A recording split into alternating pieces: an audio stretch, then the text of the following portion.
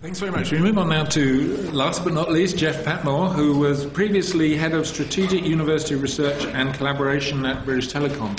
Again, one of Britain's really intensive users of university research, including in the social sciences. And Jeff has got a wonderful blog which is on the impact of social sciences blog, if any of you want to get to see that. But he's going to give us the gist of this in just 5 minutes. Absolutely. Right. So, hello. So a couple of admissions, first of all. First of all, I'm an engineer. Okay, let's just be upfront about that. The other admission, and this is a bigger one, is as engineers we like to build things. So in my area, in British Telecom, I used to construct business systems, quite large business systems. And probably a lot of you, along with about 18 million others, are users of one of my business systems that I deployed in 2002. Because I was responsible, here's the admission, for broadband. I deployed direct access broadband for British Telecom. I was responsible for the development of all the systems behind it, everything from catching the original request for it through to all the supply chains that sit behind it, and of course finally billing people for it, all the business systems that sit behind that. So two admissions: A, I'm an engineer, and B, I deployed broadband. But the interesting thing was, that's when I moved into research, because I found that some interesting things were happening as a result of providing the UK with broadband, and perhaps I should know a bit more about these. And at that time, I moved across into starting to manage what you've seen as this Strategic University Research Programme for British Telecom. To give you some context, I retired from British Telecom 2.5 years ago, and the University of Cambridge invited me to join them. So I've spent the last 2.5 years in academia, which gives me a nice sort of perspective to look back on what I did for 10 years running research for British Telecom. I was introduced fairly soon after starting the university research programme to some social scientists. I hadn't really met social scientists before then. I'd been in engineering. I have to admit, I had one social scientist working for me. I had a team of about 200 people. There was one social scientist in BT, a social anthropologist. And she did nudge me in the right direction every now and again about user interface design and that sort of thing. But I hadn't really interacted with social scientists. So when I took over the university programme, I started to interact with social scientists. I found it incredibly interesting. Some of my colleagues found it strange. For instance, I met with some psychologists, some social anthropologists, and some economists. You know, and that all seemed fairly straightforward. When I met with some philosophers, they began to wonder if I'd lost the plot.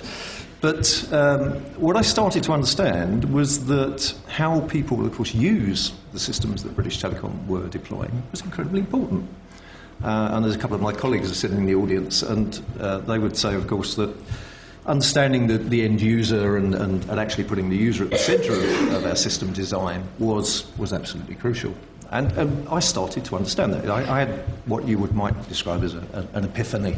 I began to see what the social scientists could offer me. I worked with a young social anthropologist who wanted for her PhD studies to understand the impact of broadband. This was wonderful.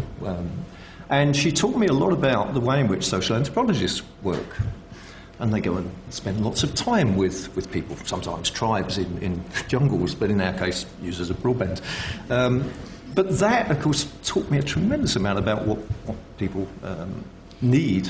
And also I learned the difference between wants and needs, by the way. And those of you, of course, in the social sciences will, of course, understand the difference between wants and needs. I had no idea. And certainly I might have asked people what they wanted, and of course I would have got a wish list.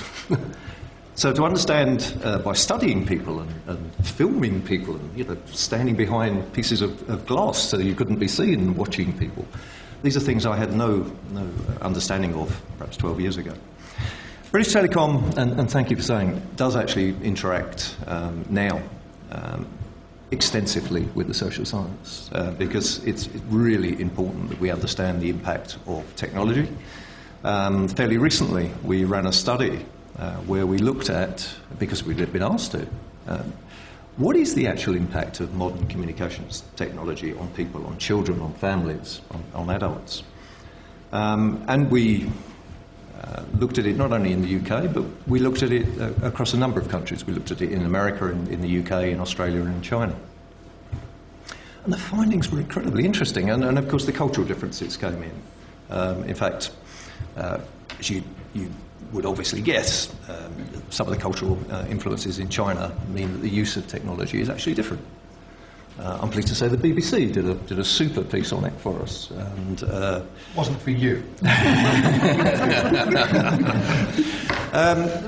But then we come back to this impact. So how did we make sure that there was impact associated with? Let's just take that piece of work that we did on looking at the way in which people use communications technology today.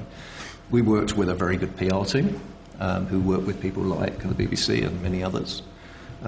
We ended up with over 200 pieces of media coverage for the research. The BBC kindly gave us about a 7-minute slot on breakfast TV and news at 6. Column inches are really important. These days it's column centimetres, but the press coverage you get, there was BT doing some interesting work in this area, looking at how people are using communications. Are people feeling overwhelmed by it? Was an interesting question. Do you get too many emails? Are you being overwhelmed? All of that had real impact within the company. Think about how we can mediate some of those issues that do come up. And of course the press coverage does the company no harm whatsoever. It has real value and impact. So British Telecom does a lot of work with social scientists. Of course we do a lot of work with engineering people as well. But the key is we work together with multidisciplinary teams which involve the social sciences and the STEM areas as well. One last thing I'd like to perhaps trigger the conversation. The reason that British Telecom has very, very long relationships with academic institutions is we understand that if all we did was mine the information and took it away, we wouldn't have partnerships for very long. We do try and understand what the academics and the students want to get out of the relationship, and if it's publishing papers or getting involved in interesting pieces of research, then we make sure that happens, because a partnership has to be a partnership, and everybody has to gain value from it. And I think within British Telecom, that's very well understood. There must be value for both sides, and if we can get that to happen, then we have long, sustainable relationships. Thanks very much, Jeff.